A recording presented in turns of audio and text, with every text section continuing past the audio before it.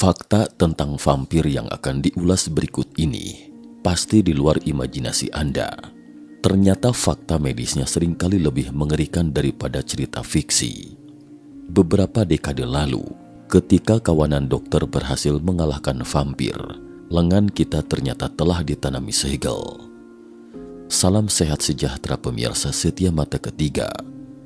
Selanjutnya mari kita telusuri kisahnya yang cukup panjang berikut ini. 1883, Pulau Rhode, Amerika Serikat. Kita kilas balik sejenak ke tahun 1883. Sebuah tempat bernama Exeter di pedesaan negara bagian Rhode Island, AS. George Brown memiliki sebuah ladang pertanian dan sebuah keluarga beranggotakan 5 orang. Istrinya cantik, kedua putrinya manis menggemaskan, dan putra bungsunya juga sedang tumbuh besar. Namun beberapa bulan lalu saat itu, nasib buruk tiba-tiba menimpa mereka. Istrinya meninggal karena TBC. Ketiga anaknya selanjutnya kemudian hidup bersama ayah satu-satunya setelah ibunda mereka tiada. Beberapa minggu kemudian, pemakaman baru saja selesai. Namun kesedihan masih membayangi mereka. Suatu hari, seorang dokter sahabat ayahnya bergegas ke rumah George lagi. George mengikuti sang dokter ke loteng. Sementara itu putri kedua serta putra bungsu duduk berdampingan di tangga. Tak lama kemudian dari atas loteng, sayup-sayup terdengar suara batuk putri sulung. Selanjutnya terdengar George dan dokter sedang berbicara. "Maaf, Anda telah melihat sendiri akhir dari penyakit ini," kata dokter. Beberapa bulan lalu, istri George juga meninggal di ranjang yang sama disertai suara batuk yang sama seperti itu. Saat itu, TBC, tuberkulosis sedang melanda Amerika Serikat. Hanya di tahun 1883 saja telah merenggut 1/4 nyawa manusia di New England. New England atau Inggris Baru adalah sebuah bagian Amerika Serikat yang berada di bagian timur laut AS. Ada 6 negara bagian di kawasan New England, yaitu Maine, Vermont, New Hampshire, Massachusetts, Connecticut, dan Pulau Rhode saat ini. Sayangnya keluarga George saat itu berada di pusat bencana ini. Setelah istri, putri sulung meninggal secara silih berganti, keluarga George yang semula beranggotakan 5 orang pun menjadi keluarga beranggotakan 3 orang. George mulai berdoa, memohon kepada Tuhan agar menyelamatkan anak-anaknya dari penyakit yang mengerikan ini. Tak disangka, Tuhan seakan mendengar doa George. Selama 9 tahun berikutnya, meski tuberkulosis masih menjangkit seluruh New England, namun keluarga George selamat dari bencana itu. 9 tahun kemudian, dalam sekejap mata, di tahun 1892, putra bungsu telah tumbuh menjadi pria dewasa dan baru menikahi kekasihnya setelah menjalin asmara setahun lalu. Saat itu istri dan saudara perempuan kedua sedang bercanda, sementara ayah dan putra bungsu sedang memotong kayu bakar. Suasana pertanian terasa hangat di bawah sinar matahari. Namun pada pagi itu, terdengar suara batuk terus-menerus dan memecah keheningan lagi. Putra bungsu buru-buru menyembunyikan sapu tangan yang dipenuhi darah itu. Tetapi George sempat melihatnya, menatap putranya dan bertanya, "Sudah berapa lama?" "2 minggu," jawab putra bungsu singkat. Sore itu George mengadakan pertemuan keluarga. Dia memberitahu putra dan menantunya ada sebuah rumah sakit khusus di dekat Colorado Springs Great West yang berspesialisasi dalam pengobatan penyakit ini. Adik laki-laki teman George sembuh setelah dirawat di sana. Konon udara di sana dapat membersihkan paru-paru. Jadi kalian berdua pergi ke sana. Sementara untuk biayanya, ayah akan menjual beberapa ekor hewan lagi. Namun putra George keberatan. "Siapa yang akan membantu ayah membajak sawah nanti?" kata putranya. Saat itu kakak perempuan kedua masuk dan berdiri di samping ayahnya, lalu berkata, "Jangan khawatir, masih ada aku," katanya semangat. George, ayah mereka, berkata, "Ayah telah kehilangan istri dan seorang putri. Ayah tidak sanggup lagi jika harus kehilangan seorang putra. Lainnya kalian tak perlu khawatir." Akhirnya putra dan menantu perempuan George ke Great West. Sementara di ladang pertanian hanya tersisa George dan putri keduanya. Namun 3 bulan setelah putranya pergi, suara batuk yang tidak asing lagi kembali terdengar dari kamar atas. Tuberkulosis kembali menyerang, dan yang diserang kali ini adalah putri kedua George. Kamar yang sama, ranjang yang sama, dan dokter yang sama juga sama sekali tidak berdaya. George kembali harus mengantar kepergian keluarga ketiganya di sini. Harapan. Setahun kemudian, putra bungsu George pulang ke rumah. Udara di Colorado membuatnya berangsur membaik. Secerca harapan menghiasi wajah sang ayah, George. Namun tak lama kemudian di suatu malam, suara batuk itu terdengar lagi dari lantai atas. Kondisi putra bungsu George memburuk. Dokter datang lagi, tapi kali ini yang datang bersama dokter adalah tetangga George yang membawa sesosok orang asing. Orang asing itu berkata, meskipun dia bukan seorang dokter, tapi sangat berpengalaman dalam penyakit ini. Dia telah mendengar tentang tragedi keluarga George dan ingin datang memberitahunya bahwa monster pembunuh ini sama sekali bukan penyakit, tetapi ada hubungannya dengan iblis. Saya mendengar putra bungsu Anda menjadi lebih baik setelah ke Great West, tetapi kemudian segera memburuk lagi saat pulang ke rumah. Apakah benar begitu? Itulah bukti kerasukan setan. Setan ini tinggal di dalam rumah dan akan merasuki ke dalam jantung orang-orang yang dicintai. Mereka haus darah dan takut mati, sehingga hanya bisa berlama-lama di dunia dengan vitalitas orang-orang yang dicintai. Namun dokter meminta George jangan percaya omong kosong seperti itu. Tetapi tetangga George berkata, "George, perlu kau ketahui, setan seperti ini akan memasuki tubuh keluarga yang kamu cintai. Mereka akan menggerogoti sedikit demi sedikit hingga kering, kemudian mengikuti orang yang baru meninggal itu ke dalam liang lahat, dan bangkit lagi dari kubur, merasuk dan menjadi parasit di tubuh keluarga berikutnya yang kau sayangi, menikmati darahnya, menguras energinya, kemudian mati secara silih berganti sampai tidak ada lagi orang yang hidup dalam keluarga." Teman yang saya bawa ini telah menyaksikan semua itu dengan mata kepalanya sendiri.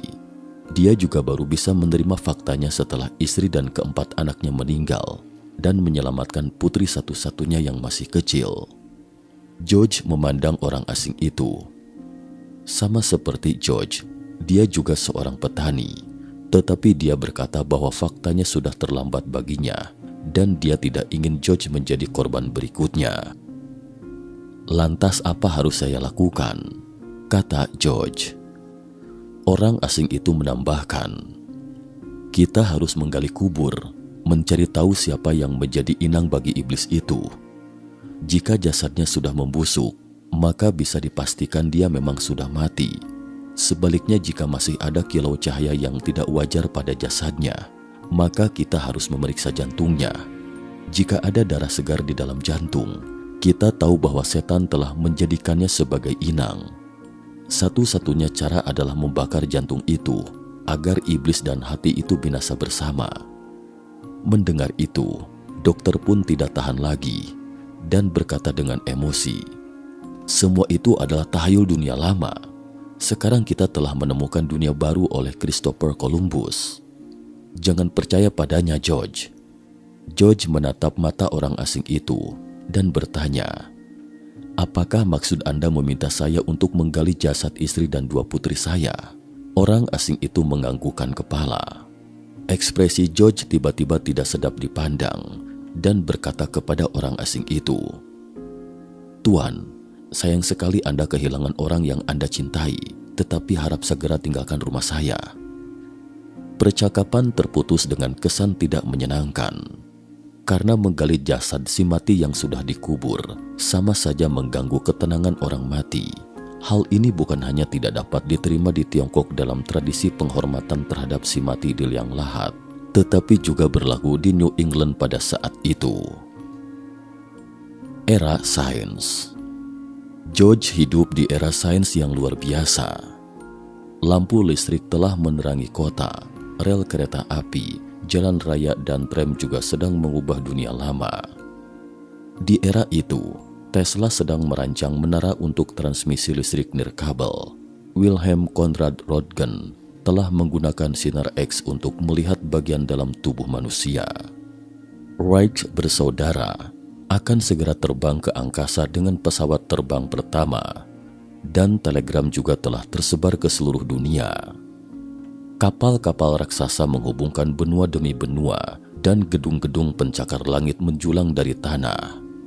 Namun di balik semua kejayaan ilmiah ini, terdapat satu sisi gelap, yakni kedokteran. Walaupun dokter sudah mengetahui tuberkulosis disebabkan oleh patogen tertentu, namun kawanan dokter sama sekali tidak memiliki senjata untuk melawan patogen. Mereka masih menggunakan lancet atau pisau bedah abad pertengahan dan mengeluarkan darah pasien. Kegelapan sebelum fajar membuat gelisah orang-orang, atau dengan kata lain, masa tersulit sebelum kemenangan selalu diiringi perlawanan terakhir dari kekuatan gelap. Fajar di sini melambangkan kesuksesan. Artinya jika ingin sukses dalam segala sesuatu, harus menghadapi kesulitan yang bertubi-tubi. Penduduk New England mulai menyebarkan opini dokter Jerman lebih dari 100 tahun yang lalu. Namanya Georg Stahl. Dia pernah mengusulkan sebuah konsep bernama anima yang bisa menjelaskan penyakit yang dihadapi saat itu. Menurut Stahl, semua makhluk hidup memiliki anima, yaitu udara, nafas, prinsip kehidupan dan jiwa, adalah kekuatan material yang mengatur dan menggerakkan dunia material. Itu adalah kekuatan tak terlihat dari anima yang mengalir ke seluruh tubuh yang membuat manusia memiliki kehidupan dan vitalitas. Hanya ketika anima meninggalkan tubuh, barulah tubuh mulai membusuk. Oleh karena itu, ada kondisi seperti itu di dunia, yaitu tubuh telah mati, tetapi masih ada anima. Dan iblis yang dimaksud orang asing di atas, yang katanya dapat menembus ke jantung orang yang dicintai, pastilah anima yang tidak mau pergi. Jadi, dengan menyingkirkan anima, maka dapat menyelamatkan anggota keluarga sisanya. Di bawah panduan teori animisme, penduduk New England menciptakan semacam ritual, yaitu therapeutic exhumation. Mereka menggunakan kedok sains untuk menipu diri mereka sendiri, membuat ekshumasi atau penggalian mayat yang tidak dapat diterima secara agama menjadi terapi penyelamat keluarga. Jadi setelah orang asing itu pergi, George pun mulai goyah. Suatu hari, putranya demam tinggi dan tiba-tiba berteriak memanggil nama kakak perempuan keduanya di depan pintu. George segera keluar dan samar-samar melihat pemandangan itu lagi.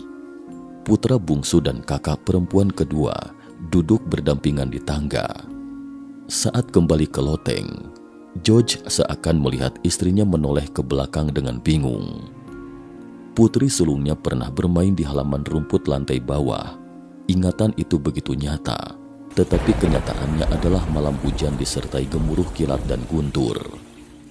Dahi putranya terasa panas, sementara menantu perempuannya menangis di samping tempat tidur.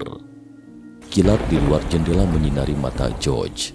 Dia melihat dengan jelas sesosok bayangan di luar itu berbalik, dan ternyata itu adalah raut wajah putri keduanya. Saat itu, putranya terus berbicara tidak karuan, tetapi George dapat mendengar dengan jelas. Putranya berkata, "Jangan pergi, Kak." Pada siang hari keesokannya, menantu perempuan George berkata sambil menangis sesenggukan, "Meski hanya secercah harapan, apakah ayah tidak akan menyesal dengan keputusan hari ini setelah ia benar-benar tiada nanti? Aku mohon ayah." Sorenya George mendatangi teman dokternya dan berkata, "Awalnya kamu bilang itu penyakit genetik, aku percaya. Tetapi kemudian kamu bilang itu parasit, aku juga percaya. Tapi sekarang aku benar-benar bingung, bahkan tidak percaya lagi pada Tuhan. Maafkan hamba-Mu, Tuhan." "Dok, saya sama sekali tidak percaya setan, kau tahu itu. Tapi apa yang dikatakan fakta oleh orang asing itu sekarang adalah satu-satunya harapanku. Tolong bantu aku sekali ini. Aku memutuskan untuk mencoba terapi ekshumasi atau penggalian mayat. Menurut penelitian Jerman terbaru, tuberkulosis disebabkan oleh bacillus atau bakteri berbentuk batang," kata dokter teman George. George menyela perkataan dokter bahwa dia tidak peduli dengan penyebabnya, hanya ingin mencari solusinya. Tak peduli apakah itu penyakit genetik, parasit atau bakteri berbentuk batang. "Aku tidak melihat adanya harapan. Hanya dengan cara ekshumasi penggalian mayat adalah satu-satunya harapan sekarang." Akhirnya suatu sore, George menggali kuburan bersama dokter, tetangga dan orang asing itu. Iblis datang. Kuburan pertama yang digali adalah makam istrinya, dan tidak ada yang aneh saat penggalian. Selanjutnya adalah makam putri sulung George. Juga tidak tampak adanya kilau cahaya aneh seperti yang dikatakan orang asing itu. Dokter membujuk George untuk tidak melanjutkan penggalian. Tetapi atas dorongan orang asing dan tetangga, George akhirnya menggali kuburan putri keduanya. Pada saat itu, George mulai percaya, sebab mayat putri keduanya tidak membusuk, bibirnya masih berdarah. Jelas ini persis sama dengan iblis yang dikatakan orang asing itu. Tetangganya pun kemudian mengambil sekop dan hendak membunuh iblis itu, tetapi dicegah oleh George. George meminta dokter untuk menanganinya, sementara yang ingin George tangani hanyalah iblis, bukan putri kedua dengan wajah seperti sedia kala di depan matanya ini. Dokter secara ritual mengambil organ jantung dan hati yang dihuni oleh iblis itu, sedangkan orang asing itu meminta George untuk membakarnya. Kemudian menambahkan, "Ambil abu ini dan berikan kepada putra bungsu Anda untuk diminum." Begitulah cara orang asing itu menyelamatkan putri terakhirnya. George menambahkan abu ke dalam air minum. Namun putranya yang terbaring sakit di ranjang tetap menolak obat yang mengerikan ini, tetapi akhirnya meminumnya karena dorongan ingin bertahan hidup. Tapi seperti yang bisa dibayangkan, dia tetap tidak terselamatkan. Beberapa minggu kemudian, putra bungsunya juga meninggal karena TBC. Tindakan gila George, pengkhianatannya terhadap Tuhan dan semua kemalangannya, serta kepanikan orang-orang akan penyakit dan setan membuat kejadian ini seketika menjadi berita yang menggemparkan. Surat kabar di seluruh New England memberitakan kejadian ini. Belakangan para peneliti menemukan bahwa editor surat kabar untuk pertama kalinya menciptakan istilah untuk menggambarkan putri kedua George, yaitu vampir. Putri kedua George itu bernama Mercy Brown, sehingga sejarah dari seluruh kejadian itu disebut Mercy Brown Vampire Incident atau insiden vampir Mercy Brown. Peristiwa itu sempat membuat heboh kala itu. Bahkan selanjutnya kemudian, catatan clippingnya ditemukan di manuskrip dua penulis terkenal. Kedua penulis ini adalah H.P. Lovecraft dan Bram Stoker. Dan berdasarkan peristiwa ini, Lovecraft menulis novel The Sun House. Namun kisah karya penulis Stoker jauh lebih berpengaruh disebut Dracula. Ini adalah raja iblis pertama dalam sebuah cerita vampir atau Dracula sekarang, yaitu Count Dracula. Tapi sekarang, hampir tidak ada yang tahu bahwa Count atau bangsawan pria itu sebenarnya memiliki nama asli, Mercy Brown, putri kedua George yang malang. Nyatanya para antropolog selanjutnya juga pernah meneliti sebab mengapa putri kedua George tidak membusuk. Sepenuhnya karena waktu penguburan hanya berlangsung 3 bulan dan kebetulan di musim dingin. Selain itu juga, Mayatnya masih berada di ruang bawah tanah selama beberapa minggu sebelum dikebumikan, sehingga menghambat semua bakteri penyebab pembusukan di dalam tubuhnya. Inilah fakta tentang vampir yang berawal dari ketakutan orang-orang terhadap tuberkulosis 100 tahun silam. Selanjutnya kita kembali ke perspektif sains. Bagaimana ceritanya kemudian para dokter melenyapkan tuberkulosis? Maut putih. Tuberkulosis mendapatkan julukan maut putih di Eropa lebih dari seabad silam, ketika keluarga George Brown ditimpa tragedi memilukan itu. Saat itu, hampir 100% orang Eropa mengidap bakteri TBC, hingga akhirnya sekitar seperempatnya meninggal karena penyakit tersebut. Dibandingkan dengan maut hitam yang menyebarnya sangat cepat, siksaan batin maut putih jauh lebih dalam dan mengerikan pada orang Eropa kala itu. Karena ia disebut kematian terindah, hal ini pernah membuat seluruh Eropa menyerah. Para sastrawan dan penyair dari kelas atas, para wanita bangsawan, bahkan menganggap tertular tuberkulosis itu adalah sesuatu yang indah. Misalnya, The Lady of the Camellias, rapuh, ramping, lembah lembut dan melankolis, terkadang terbatuk-batuk disertai percikan darah kental. Ini sebenarnya adalah gejala khas tuberkulosis. Contoh lain misalnya, ketika John Keats, penyair Inggris aliran romantisisme, meninggal pada usia 25 tahun. Penyair besar Percy Bysshe Shelley mengirimkan puisi elegi. Dia mengatakan bahwa kematian Keats itu indah, seperti orang yang tertidur pulas, Adonais, An Elegy on the Death of John Keats by Percy Bysshe Shelley. Terkesan puitis dalam puisinya, Shelley terkesan iri dengan tuberkulosis Keats. Menurutnya tuberkulosis membuat Keats sensitif dan gagah. Saat itu, hampir semua sastrawan muda Eropa mati muda karena TBC. Contoh misalnya, Johann Christoph Friedrich von Schiller, Frederick Francois Chopin, Franz Kafka, dan kawanan sastrawan muda lainnya. Demikianlah tuberkulosis merajalela di Eropa selama ratusan tahun, dan justru pose yang sehat telah menjadi estetika yang kasar. Beberapa sarjana bahkan mengatakan bahwa estetika wanita ramping, putih mulus, bentuk tubuh bak gitar Spanyol, dan berkaki panjang saat ini tetap saja merupakan warisan yang tidak luntur saat itu. Mengapa begitu? Nyatanya tidak hanya di Eropa, tapi juga wanita Asia. Bakteri yang rapuh. Padahal bakteri TBC yang menyebabkan tuberkulosis adalah bakteri yang rapuh, yang hanya akan membelah setiap 18 hingga 24 jam sekali. Sedangkan bakteri biasa dapat membelah setiap setengah jam sekali. Ia hidup di membran selnya sendiri dan terlihat tidak berbahaya bagi manusia dan hewan. Bahkan ketika sel darah putih datang untuk melahapnya, ia tidak akan pernah melawan. Karena ia percaya pada membran selnya sendiri, yaitu stocking putih yang telah berevolusi selama ratusan juta tahun, terlihat rapuh dan lemah.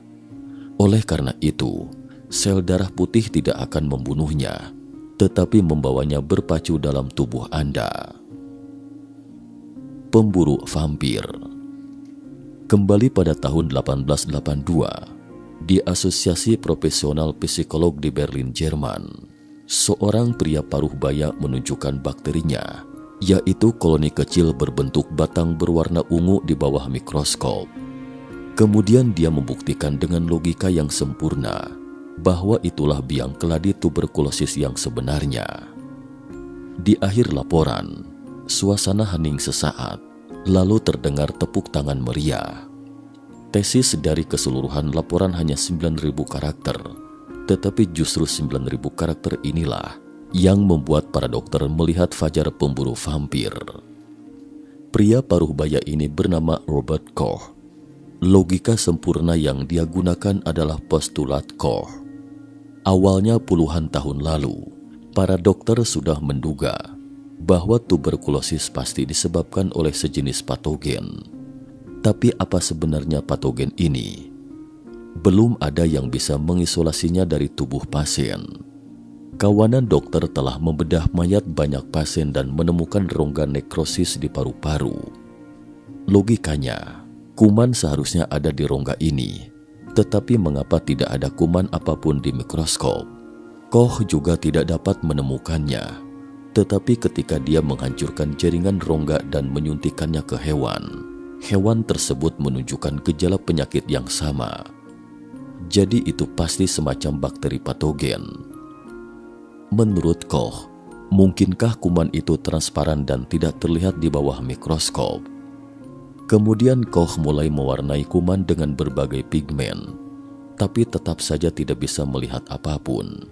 Banyak dokter hebat seakan mulai menyerah pada langkah ini. Tetapi Koch tidak menyerah.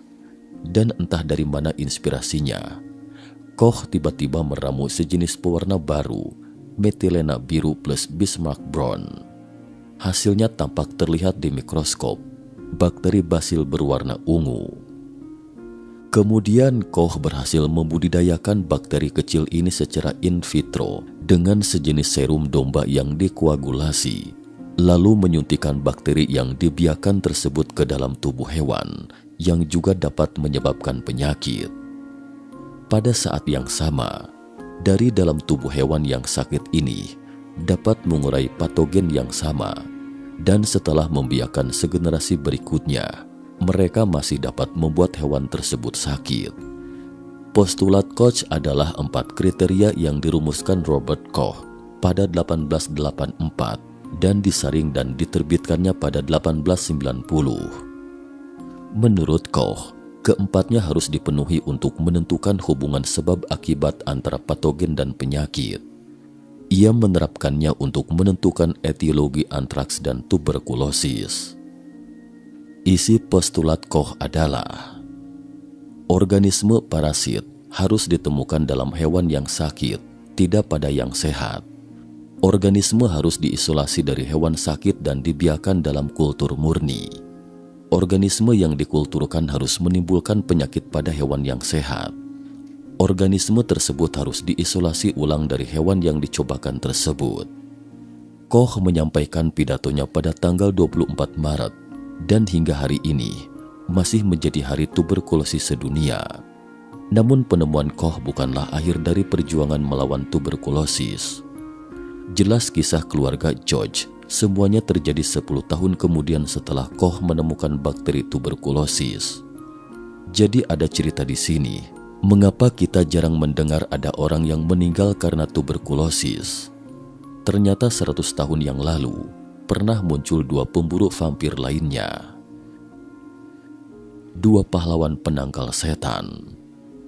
Institut Pasteur Prancis menggunakan metode pewarnaan Koch dan menemukan Mycobacterium bovis lain pada sapi. Kemudian seorang Prancis berpikir liar bahwa ketika manusia mengalahkan cacar, mereka menggunakan cacar sapi sebagai vaksin. Jika Mycobacterium bovis diinokulasi ke manusia, apakah akan memiliki efek kekebalan yang sama? Selanjutnya kemudian terjadi serangkaian kecelakaan eksperimental. Tuberkulosis pada sapi ternyata dapat menyebabkan orang sakit. Detail eksperimen manusia juga diungkapkan. Proyek pengembangan vaksin menjadi titik bencana dari kutukan moral. Tidak ada yang berani melanjutkan. Dr. Albert Calmet dan seorang peneliti bernama Camille Guerin berhasil menemukan vaksin untuk mencegah penyakit TBC yang dinamakan vaksin Bacillus Calmette-Guerin atau yang sering disebut BCG. Penelitian mereka untuk menemukan vaksin ini telah dimulai sejak tahun 1906 ketika Guerin menemukan bahwa ketahanan terhadap penyakit TBC berkaitan dengan adanya virus tuberkelebacilli yang hidup di dalam darah. Pada 1921, mereka berhasil mengembangkan jenis basil yang tidak berbahaya bagi manusia. Setelah ditemukan vaksin ini, mereka uji cobakan kepada bayi-bayi di Paris. Namun pada 1930, program vaksinasi BCG sempat menimbulkan bencana dengan meninggalnya sejumlah bayi di Jerman akibat TBC justru setelah mereka divaksin. Pada 1950, University Illinois di Amerika Serikat mendapat lisensi untuk memproduksi vaksin ini dan menjualnya di AS. Namun karena masih kuatnya penentangan masyarakat AS, vaksin ini tidak digunakan secara rutin.